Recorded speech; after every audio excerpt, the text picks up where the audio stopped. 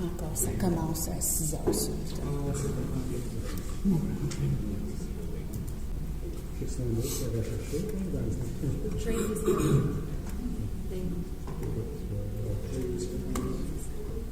La journée de découverte des métiers.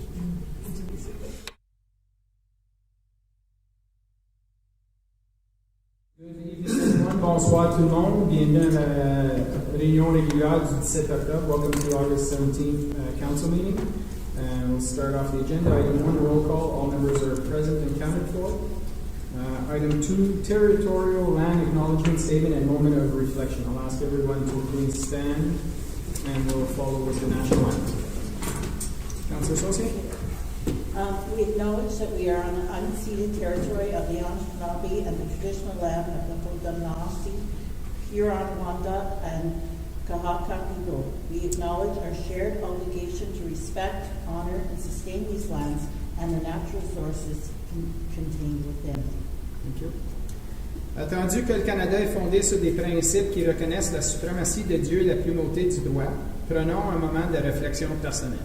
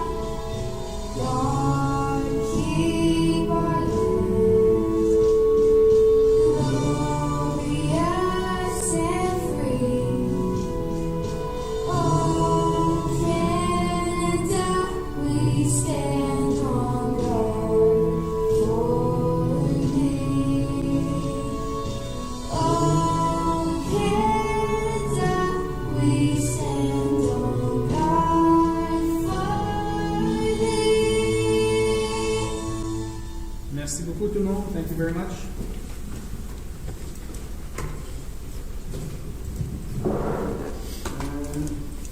Item 4, additions, deletions, or amendments. An item to add at section 18B for Conseil Brisson Trade Discovery Day. Any other additions? Councillor Associate? Yeah, I just wanted to ask a question about Route 200 in Hamilton. 200 Hamilton.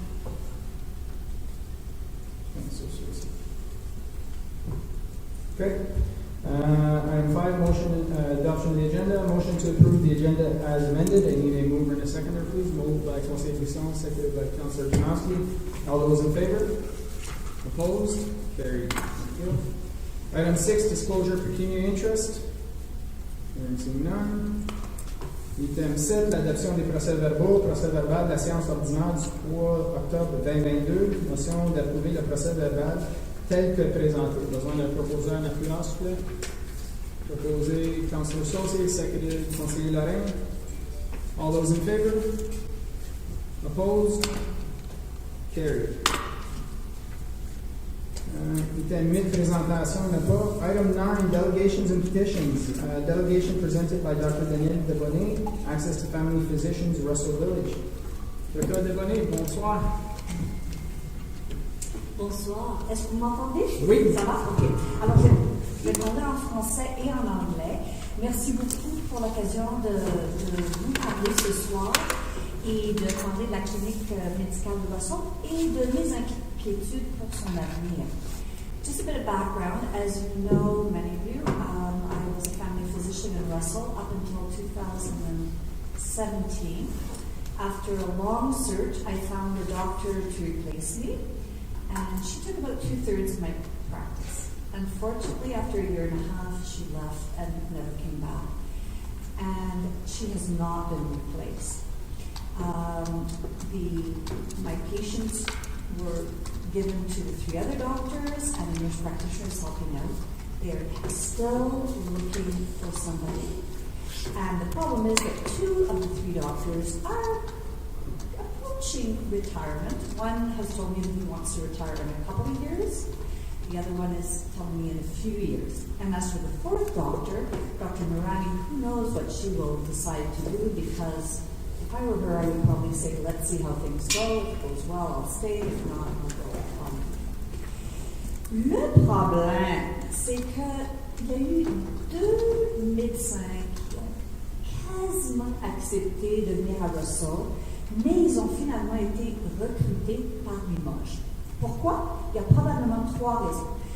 La raison première, c'est que Limoges est considéré comme une zone plus rurale que Russell. Et par conséquent, il y a une subvention de 80 000 $ pour chaque médecin qui s'inscrit et s'engage à travailler pour au moins 5 ans. Alors, c'est beaucoup d'argent, et c'est de l'argent qu'on ne peut pas offrir ici à Russell. There's a rurality index. The mayor has the information, so does Dan. You can find out about it if you want. Second reason, Limoges is a nice, modern clinic, and I think that's obviously appealing to new doctors. Russell is looking a little old and needs to be spruced up a little bit, I would say. Et finalement, la clinique à Limoges est une clinique clé en main, alors qu'à Russell, les médecins font tout le travail. Ils commandent le papier de toilette, ils engagent le personnel, ils écrivent les chèques. Young doctors don't want to do that. They want to come in, see their patients, get paid, and go home. It's very normal. So, what can we do? I'm worried, obviously, that if nothing is done, the 2 senior doctors will retire and there'll be nobody to replace them. And that would be really a disaster. So I'm here today to tell you what I think we should do. As far as the doctors are concerned, the pharmacists who own the clinic, we are proposing to sever our property in 2 with the help of the municipality. And with the money that we would make from the back end of the property, we could do a little facelift for the clinic, maybe change the interior to accommodate more doctors. And if there was a desire, maybe even provide other health services at the back. La deuxième chose qu'on devrait faire, à mon avis, c'est faire un sondage pour voir qui a besoin d'un médecin de famille dans le comté de Prescott-Russell. On sait que les besoins sont énormes, mais ça serait important de quantifier l'énormité du besoin.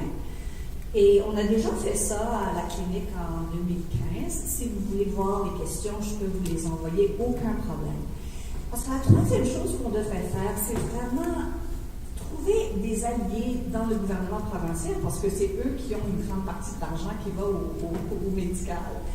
Et je pense que ça serait important de mettre un peu de pression sur eux, parce que la communauté grandit, puis il n'y a pas assez de médecins. And finally, I think it would be a really good idea to convene a town hall and enlist the help of the community. There are a lot of people here who have expertise and would be, I think, able to network with other people and help the medical center find another life, another chapter.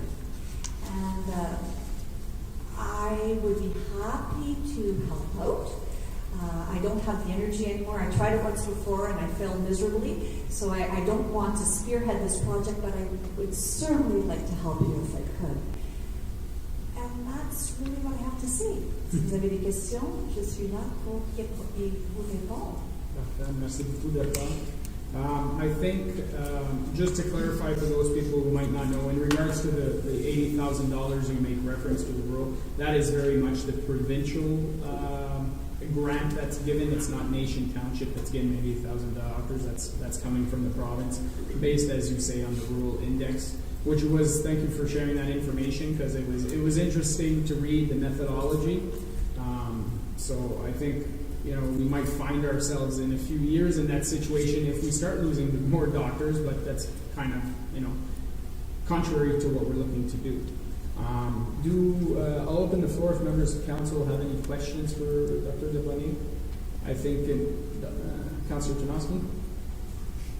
Well, it's not a special question for Dr. Debonné, but just in terms of maybe for me or Mr. Common can help. I know we do a lot in terms of economic development to develop more interest in business and stuff like that. Have we done anything ever in the past in terms of attracting certain professionals? Mr. Fon and Madame Tremblay. Good evening, Mr. Mayor and councillors. Not as specific, so planning for us is mostly land use. So we did speak a couple of weeks ago with the group of doctor from Russell, and we talked in the past for looking at severances and helping them in the process. There were other projects in Embrun that were seeking doctors as well. So we try as much as possible to open communication with professionals and see how we could assist, but we've never been successful in a specific field of work that we could attract. We were interested in seeing why Limoges was falling into the rural setting and we were not. We found the answer, so I don't know if this is something that we could consider trying to work on and trying to see what could be done, but it's like Mr. Mayor said, it's provincially. For helping other doctors, we also suggested maybe having branch from other hospitals that we work on with in the region that could maybe try to relocate. On the assistance from the municipality, I think we could look at fees for severances or maybe site plan or the grant with the CIP. This is how we could assist mostly, I think, for the Russell Clinic. Thank you very much, Madame Tremblay. I think at this stage, you know, ever since we had that discussion, it seems like more and more I keep catching articles coming up on my feed in this situation for many municipalities, and how municipalities are looking to attract doctors in their area. So I think at this point in time, I love the idea of the survey. You know, as far as planning goes, you know, potential fees and that kind of stuff. We have the element charges and stuff. So how we can move that forward. Mr. Fonin, I'm sure you have some thoughts as well. Yes, thank you very much, Mayor and Council. Good evening. I want to thank Dr. Debonné for coming out to speak with us again. This is the opening of the discussion. As the Mayor indicated, we are seeing this across the province, across the country. In fact, what this will end up becoming initially is a very specific objective in our strategic plan going into the next mandate. We're starting to work on that now, because in addition to helping it with the physicality of it, with the clinic and the severance, all of us, the actual recruitment and retention of medical professionals has become a very significant issue. And I believe, frankly, it's facing us much faster than we think. 2 years is a very short amount of time. So we'll be looking at that from a planning perspective with very specific objectives and key performance indicators in the next few months. So I think from our side, from the council side, it's very much, do we want to give the administration the go-ahead to start working on looking at possible solutions to this situation? Conseiller Brisson et Councillor Saucier. Oui, je pense que justement, la survey, le gouvernement il travaille avec des chiffres. Puis la seule manière de trouver de quoi, c'est avec de quoi de concret. Puis ça me montrait tout de suite. Puis c'est qu'il faut mettre l'emphase aussi que s'il y a un gros manque, c'est les hôpitaux qui mangent le reste. puis ils sont déjà overchargés. Ça fait que, mais je sais que ça ne sera pas facile parce que tout le monde en veut. Puis, comme souvent tu dis, comment se fait qu'il n'y a pas plus de médecins qui se fait? Parce que la difficulté de se rendre au grade de médecin, il y a y-a-tu de quoi qui peut être fait plus facile? Je ne sais pas, mais définitivement, comme c'est là, la seule chose que je vois, c'est surveiller qui serait une bonne idée, mais je sais que c'est partout qui en charge. Puis tout le temps, c'est souvent la gens est plus recherché because they go for even with clinic with Botox and having more times at the hospital because it gives more money whenever they do shift at hospital than locally. So even if you have a doctor here, even in Embrun, then often it's hard to get rendezvous because they're in our wall for a hospital. So communication with the province. Councillor Associate? Merci pour votre présentation. It's very informative.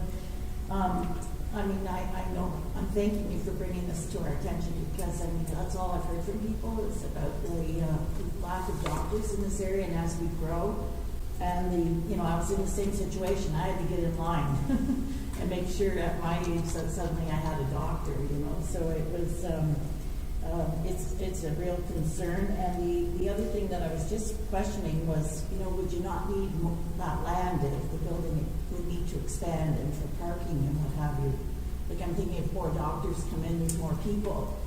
And I love the CIPD idea of giving it a revamp, especially on the outside and things like that. So you're right. I mean, we could divide, or we could use the whole thing and expand. And that's where talking with the developer would become very important. We had hired architects who redesigned the whole place, and then the doctors got cold feet because it was a very expensive project. But I think the things are different now that two are approaching the age of retirement, that maybe they would be willing to rethink things. So really, I think we are open to suggestions.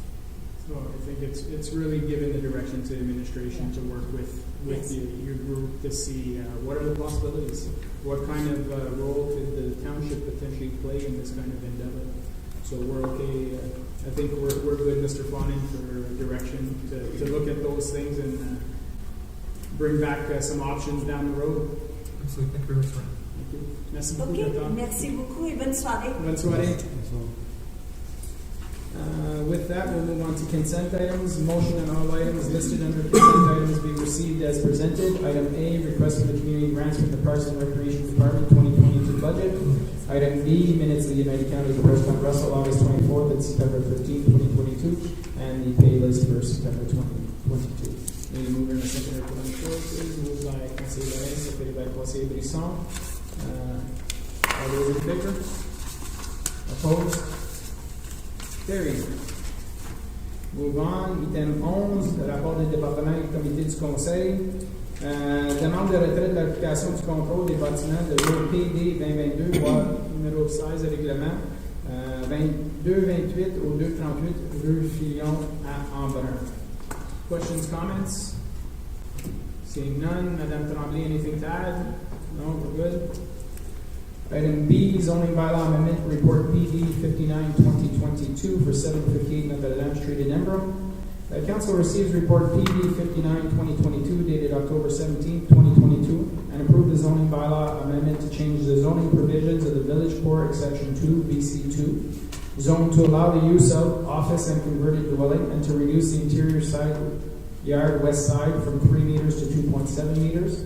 The Planning Department also recommends that the converted dwelling shall comply with the provision associated with converting dwellings of the R3 zone. Questions, comments, members of council? Anything to add, Madame Tremblay?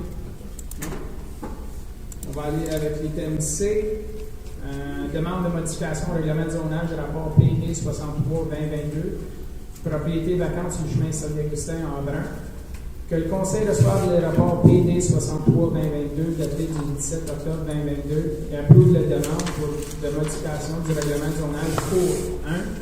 Modifier le zonage d'une partie de la propriété de zone résidentielle 1A, aménagement différé R1AH, À zone résidentielle 2R2, exception 29, aménagement différé R2 29H, afin de permettre des habitations jumelées et permettre la réduction de la façade de 10 mètres à 9 mètres.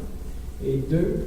Changer le zonage d'une partie de la propriété de zone résidentielle 1A, aménagement différé R1AH, à zone résidentielle 3, aménagement différé R3H, pour permettre la construction de maisons en rangée. Questions, commentaires? Councillor Saucier. Thank you, Mr. Mayor. So it's already residential, this agricultural land, it's already in zones residential, is that probably?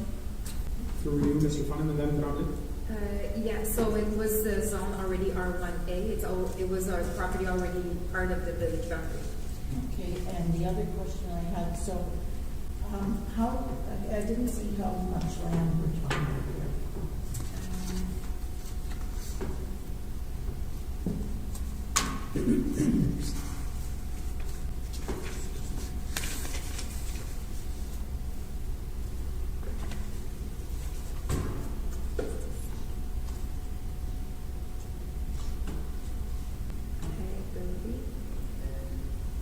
Seems to be a standard building lot inside the village core, just like the residential lots next to it. But it's a subdivision. Yeah. So it's through Mr. Mayor, it's 33 acres total. Yeah. Okay, and then my other question was, like on page 3, I see like there's 60 single detached, 21 semi-detached, 28 townhouses. So I'm just wondering, why is there no park or green space designated? Madame Tremblay. Yeah, so the as part of the plan of subdivision, when the draft was submitted, it's along the ravine along the subdivision in Saint-Thomas as well. So the park was included as part of that ravine for the 5% as per our park plan policy. So we have pathways, and as well with discussion with the Park and Rights Department, we joined the parkland from the previous subdivision located on the other side that is facing Saint-Thomas, and this one to have that passive walkway along the ravine. So how far would that be, like, for, I'm just curious, like, for kids to bike or to get to that other part? So through Mr. Mayor, again, it's a connection. So the subdivision on St. Thomas is connecting to the ravine, to the bridge along to go on St. Thomas as well. So it depends where you live on the proposed new subdivision, but it's something that would be easily accessible based on the bike path. Isn't this one St-Augustin? Yeah, it's on St-Augustin. So if you go on page 7 of the report, so you see that's the property subject to the zoning amendment. So there's a pathway that we're planned to connect along the ravine located on the east side of the subject property that would connect with the other subdivision, which is so close to the St. Thomas. So yeah, so that's the plan, right? Which is And to the south as well, there's a Path Camelo. So yeah, there's a Path Camelo as well, and there's the bridges the bridge that was installed as well by the developer. Merci. D'autres questions, commentaires? Quelque chose d'autre à ajouter? No, I just want to precise that this was negotiated as part of the plan of subdivision, and when we've met with the developer initially, the plan of subdivision was a condition to have the zoning amendment, and tonight we have in front of you the zoning amendment to reflect what was proposed initially as part of the draft plan of subdivision. Parfait. Item D, zoning bylaw amendment, report PD 65-2022, 1323 St. Jacques Road in Embrun. The council received report PD 65-2022 dated October 17, 2022, and approved the zoning bylaw amendment to bylaw 2018-094 for the subject property to amend the zoning from residential 1R1 to residential 3R3 for the development of proposed 3-unit townhouse. Questions, comments, members of council? Anything to add from the administration? No, I'm just going to point it out because it was a public meeting as part of the Planning Advisory Committee, and we had concern from residents Those concerns were attached to the report. We've received concerns after the public meeting as well, so I just want to mention that council was part of your package. The resident was concerned about the increase in density based on the snow plow on Saint-Jacques, and as well for garbage pickup and all the operational issue regarding the increased density that is being proposed on that. And you have no concerns in regards to increased density? This is pretty standard for this type of residential area? Yeah, through Mr. Mayor, for the planning department, obviously we want to identify where major collectors are proposed. So for us, it's a perfect scenario. I did speak with Mr. Bourgon regarding the snow issue that was brought up. And I don't know if Mr. Bourgon wants to add the information, but it didn't seem to have any concern. So I don't know if Mr. Bourgon wanted to Anything to add, Mr. Bourgon? Sorry. Mr. Maire, no, as Mme. Tremblay mentioned, the infrastructure department has no issue with that type of densification, especially along Saint-Jacques, which is one of our main collector networks. And obviously this follows the direction of the provincial policy statement that this is what the province is looking for. Councillor Janoski? That's good. Okay. D'autres questions, commentaires? If not, we'll move on to the next item. Item E, demande modification au règlement de zonage de rapport PD 66-2022 de 1719 chemin Sainte-Catherine à Russell, que le Conseil reçoive le rapport PD 66-2022 daté du 17 octobre 2022 et approuve la modification du règlement de zonage pour la partie détachée de zone agricole générale, exception 73 à 273, à zone agricole générale à 2 et à zone agricole générale, exception 52 à 252, pour restreindre tout usage résidentiel sur le lot retenu. Cette demande de changement de zonage est une condition de la demande d'autorisation CUPR B097-2021. Questions, commentaires, membres du Conseil? Seeing here none, anything to add, Madame Tremblay? Non, merci. Okay, merci. We'll go to the next item. Item F, Water and Sewer Allocations in Limoges, Report ISWATWW01B 2022. The Council receives Report ISWATWW01B 2022 dated October 17, 2022. And the Council allocates 6 municipal water and sewer units from the requested 22 units for the 564 and 576 Limoges Road in Limoges. Questions, comments, members of Council? We'll see you later. Yeah, I'm just looking at it here. So if I read the report correctly, there's about 35 units left in Limoges for us, for water. Monsieur Bourdon? To answer Councillor Debonné's question, we have available unit, we have less sewer than water. So we have non-allocated right now 21 sewer. And how many water? Water, we have 65. Back in June, Council did approve a resolution to be sent to the nation municipality to them requesting another 45 units of sewer, just so we can match our water and sewer allocations. No, we haven't had an answer Well, negotiation. Exactly. They want to negotiate those 45 units. So if we have 60 some odd units, which I don't see in this report, that I can find anyway, I just see water and sewer allocations 9.3, 6.3, 19.9 because of 35. What's 6 units going to do for this person if they're looking for 22? Like if they're doing townhouses, how is 6 going to help them do anything? Monsieur Bourdon? Is my question. So they already have 17 allocated to the property. They had a credit for an existing home. So they have 17. They were requesting for the full balance, but based on our current bylaw, we can only allocate an extra 6 units. Because the current bylaw states Yeah, solely for infill. Exactly. So that's a question for council. Is there, do we maintain what our bylaw or division of units like that? Because I'm sure there's potentially other people who would apply if we were to open those units up at large. We have several people that are. Yeah, there's Well, there's a few development that would be looking for more units, but because of our current bylaw right now, they're limited for the amount of unit that can be allocated to that property.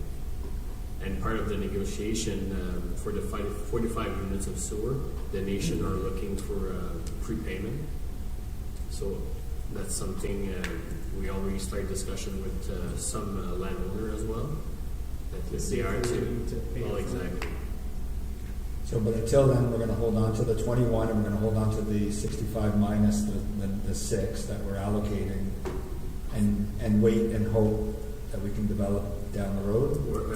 We're following right now staff are bringing forward based on the current bylaw that we have, and it's divided by those categories, but also one owner is only allowed a certain percentage of the share of that.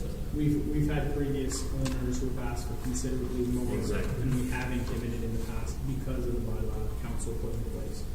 So I think if council wants to entertain opening that bylaw up, then we should Just be- has it under a general pot. That's something under a general plot, then I think the safest route would be to advise all the landowners that we've said no to in recent past and say, we're opening it up, apply if you're looking for property, and this individual could apply. and we will bring it for the report. And who knows, maybe we'll be able to negotiate it. But no, it's very much a discussion for council if we want to open it up or we want to continue following the bylaw that we put in place. I just find it odd that we're recommending 6 when, like, are they going to build with 6? Have we talked to them? Are they going to move forward with some sort of the project? Well, right now, they have 17 units, so they applied for 10 permits in 2 blocks right now, and we're giving them an extra 6 based on our bylaw. So they have 17, Yeah, we're 17. giving them 23. So they have the possibility to go up to 23 units at this point. But they're going to be restricted to less because the type of townhouses they're building. Madame Tremblay? Yeah, I just want to add as well that they don't own the entire property yet, so it's not an issue that if they don't have the full number of units, they're still negotiating for part of the property that they don't own. No. So it's Then that makes a lot more sense. But, I mean, if we're restricting development just based on our bylaw, then I think we need to look at that. If people are ready to move, and I think that was the biggest thing before, we had people that were on the list, the waiting list, but they weren't ready to move forward when others were, which is why I think we opened up some allocations for others over and above what the bylaw was at the time to make sure that they can move forward. I think we need to revisit that, or the next council needs to revisit this and say, listen, if we have people that are ready to go, and when I say now, I mean within the next couple of years, obviously, because it takes time to get permits through and site plans and whatever. But I just think if we continue down the road of restricting to that level, and somebody has a project where they need 20, and we say, okay, well, you can have 5 based on the bylaw, they're never going to move forward. And then that's tax dollars, that's building permits, that's stuff that we're not getting. And I think we need to. So, Madame Tremblay? Yeah, I just want to mention that back then when we had that bylaw put in place, it was initially not to give all allocation to residential development, so we were keeping some for commercial, and that was the intent of the bylaw. The intent of the bylaw was to control that if a commercial project would come, we would still have units that would still be available and not giving all to residential.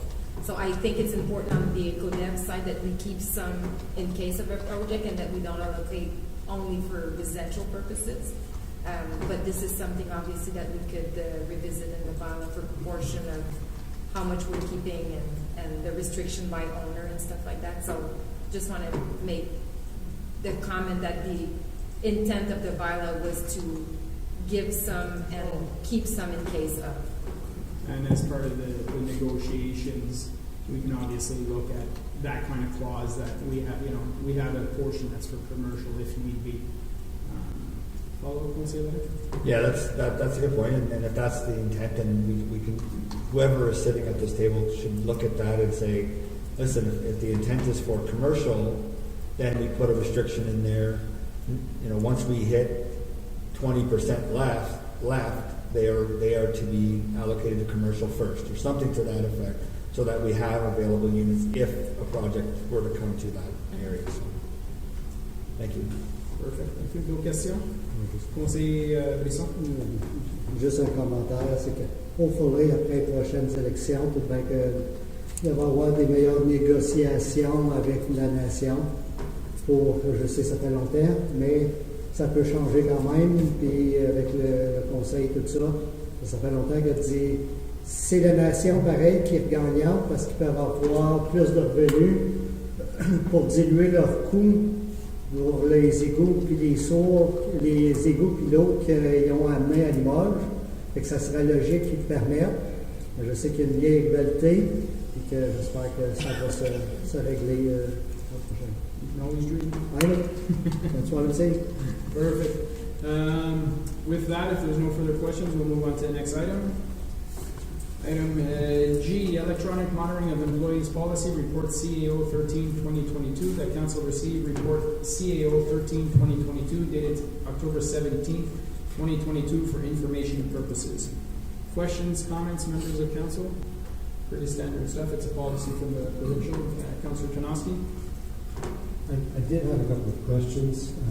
So the policy itself that we're using is a policy that's like the wording of the policy is standard. It's more that we have to have a policy. That's what I understand. But Mr. Fonin? Thank you, Mr. Mayor and Council. Yes, it is standard. It's complying with the Ability 8. We've consulted with a couple of municipalities to look at some of the standard wording we're using. And just to make it clear, this policy doesn't confer any additional rights on employees per se. It simply advises them clearly in compliance with the legislation that there are monitoring mechanisms that are used and can be used legally going forward. Follow. So I have two follow-ups to do. One, is there anything around timeline of keeping the data? Is there a requirement for us to identify how long we would keep that information? Mayor and Council, no, it's not stipulated in the legislation or the policy, but it would fall under normal retention rules. Okay. And one additional one, just get the wording right here.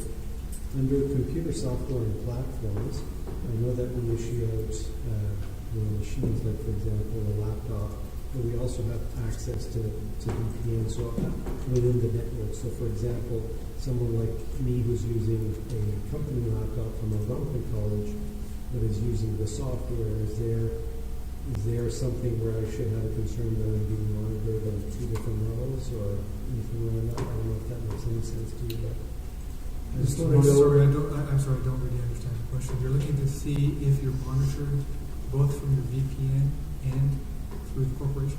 Yeah, so if I was working for the corporation, I would have a laptop issued perhaps depending on my position, and that would be understandable that anything I do on that laptop, is technically belongs to the organization. Someone that uses, like me, for example, a laptop that's owned by Algonquin College, but I'm using in the network, the Russell network, for example, when I go in to do my work and stuff like that. So is there any issue with monitoring where perhaps I'm using Algonquin stuff?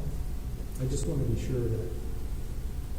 If I may, the legislation focuses on just making employees aware that they could be monitored. In the case of our technologies, if your equipment belongs to the corporation, then you have to assume that anything you do, say whether you're going through a third party on that equipment, can be monitored under the policy. So it's safer to assume that any equipment that you use issued by or owned by the corporation is subject to monitoring, regardless of how you access the subsequent software. For instance, if you use a VPN, has built-in protection for somebody using it, but technically speaking, legally speaking, it can still be monitored. I think I understand what you're saying. Thank you. Other questions or comments? I just wish they had a better name for this policy. Yeah. It makes me think of somebody walking around with an ankle monitor. So, but I know that's not the case, so we're all good. With that, we'll move on. Our Councillor Associate had a question? Well, I was just going to say, I had the same feeling, and it's just like you feel like you're being monitored all the time or something.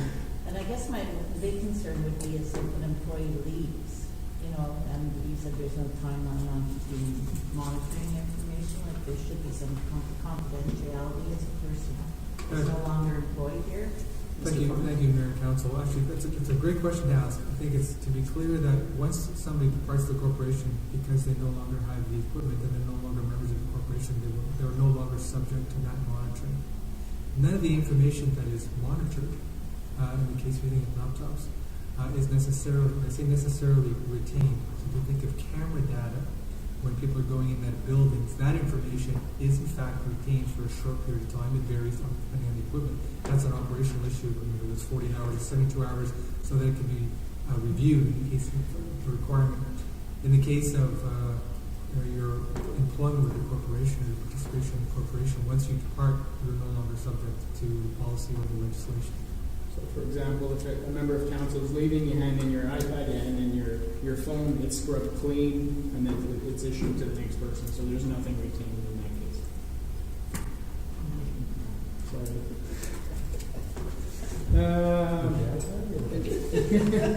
Any other questions? Anything else to add, Mr. Fleming? No, thank you, Mr. Perfect, thank you.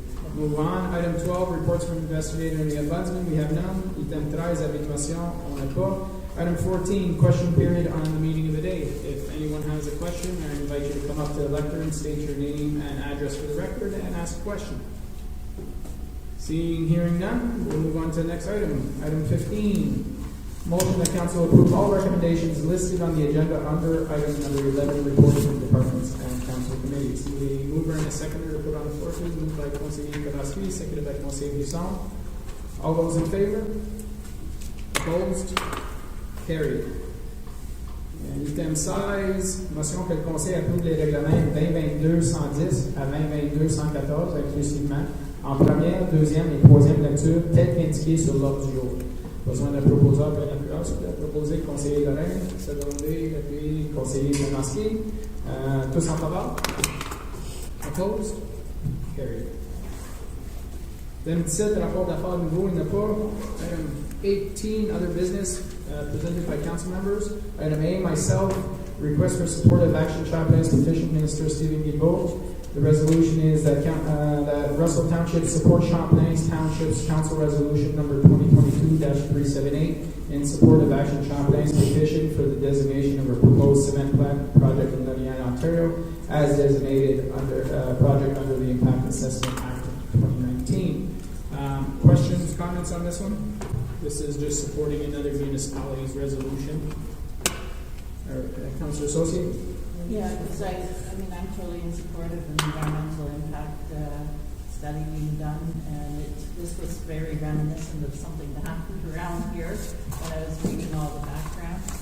Again, species that are very significant, woodland, wetland, and the municipality of Charlotte Green, and so I would support that petition. Okay, so if everybody's in agreement, on pass une résolution pour proposer. So I need a mover and a seconder. Moved by Conseiller Lorraine, seconded by Conseiller Buisson. All those in favor? All those opposed? Carried. Thank you very much, everyone. Item B, Conseiller Brisson pour Trade Skills Day, Trade Discovery Day. Conseiller Brisson? Yeah, that was 2 weeks ago on a Friday. That was organized by the event pandemic. So, yeah, and there was, I will let Dominique explain what it was exactly. Madame, through you, Mr. Fonin, Madame Tremblay and her team put on a very successful day. Oui, merci, M. le maire. Donc, c'était le 12 octobre. On avait, en partenariat avec Skills Ontario, puis le développement économique et la municipalité, on a reçu 75 élèves de la région de Embrun et Russell, qui sont venus visiter notre parc industriel avec le camion de Skills Ontario. Donc, ils ont un camion qui simule des emplois. Donc, ils pouvaient faire du welding, conduire des tracteurs. C'était vraiment intéressant. Les enfants ont vraiment aimé ça. Puis, on a visité 5 de nos entreprises aussi avec les étudiants qui ont pu rencontrer les entrepreneurs dans notre parc industriel, aussi faire la visite des sites, des manufactures, donc leur donner l'intérêt puis stimuler un peu les jeunes d'aujourd'hui à savoir quelle entreprise qui ont ici, puis si jamais ils choisissent d'aller dans les trades, ben, ils sont pas obligés d'aller très loin. On a notre parc industriel. Avec Dan Cardinal, qui était aussi un résident d'Embrun qui s'occupe de Skills Ontario. C'était la première fois qu'on faisait un événement de ce genre-là en Ontario. Puis suite à cet événement-là, Dan s'était demandé d'avoir le camion un peu partout, là, à Hammond, Rockville. Donc, on a vraiment été chanceux. Il y a seulement un de ces camions-là. Le camion vaut au-delà de 1 million de dollars. Là. C'est vraiment bien fait à l'intérieur. Puis les gens, je pense que les jeunes et les écoles ont vraiment aimé ça. Donc, c'est à refaire. Puis, je suis contente que les écoles ont participé. Puis, je pense qu'il y a eu de l'intérêt de la part des membres du conseil aussi. Puis, merci d'avoir participé. Notre CEO aussi est venu visiter. Du staff aussi qui a aidé à gérer un peu au niveau de mon équipe. Donc, c'est une vraiment belle journée. Successful story. Merci beaucoup. Félicitations à toi et ton équipe. Je sais qu'on l'a déjà dit, mais it's worth mentioning. It was the kids were very much impressed. I even called my two older boys. I said, "Get down here. You guys are going to come and see this, even though you're not in high school anymore." Juste rajouter que même si, comme que tu disais, il n'y a rien qu'un camion pour tout l'Ontario, il parle d'en faire un deuxième, mais même s'il n'y avait pas de camion, l'expérience aux entreprises a été encore plus valorisante de voir là, comment c'était fait, puis d'apprendre des sujets comme savoir que la vitre n'est même pas faite au Canada, c'est tout importé, parce que c'est trop polluant à le faire, c'est pour nous autres, mais comment c'était chippé, puis des choses comme ça, là, c'est non, vraiment, là. Puis tu voyais l'intérêt des jeunes, qu'on n'avait pas de misère, tu n'étais pas obligé d'aller rechercher, l'attention était tout le temps gardée, puis la période de temps, à chaque entreprise, ça a été parfait aussi, puis ça a été vraiment très bien. Parfait. With that, we'll move on. Item 19, public consultations and hearings. Yeah, Wait, excuse-moi. Councillor Saucier, Route 200, Hamilton. I just had a question on that, because we received a letter of concern, and I just wondered, are we looking at that intersection? And also, I was just wondering also from our fire department, have we seen a lot of accidents there, or because I guess it was a pretty serious one last weekend, with ambulance was called, and so a lot of residents had concern. I don't know what the issue is. I haven't got a clue, but so I just wanted to bring it up because we have received a letter. Yeah, thank you very much, Councillor Saucier. Monsieur Bourdon, you responded to the emails, but I'll ask you to. Yeah, Mr. Masso, yes, I did answer a few emails this week about that intersection. I advise residents that we are doing the same investigation or analyze that we did with Route 300 and ED a year or two ago. So we're doing the same steps to see what can be improved. Is it visibility? So we're doing the traffic counts as well. We're trying to obtain information from the MTO for the collisions and to determine if our four-way stop is warranted or not at that intersection. Unfortunately, based on the emails from the residents, it seems the issue is people going through their stop signs. And regardless if it's a two-way or four-way stop, I'm not sure. And if I can add, one of the section of Route 200 is actually a 60-kilometer zone as well, coming to that intersection. 60 going into that intersection, whereas the other direction is 80. Yeah, exactly. So I said one of them. Okay. So east-west, you mean? Well, going westbound From on 200. towards Hamilton on 200, that's when you said 60.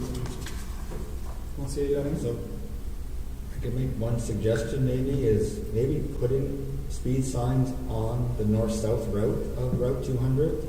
That's somewhere down that whole road, maybe adding a sign just so people know what the speed limit is. I know it's understood that it's a rural highway and it should be 80, but there is not a single sign from Craig Street to Hamilton Road or to Burton Road.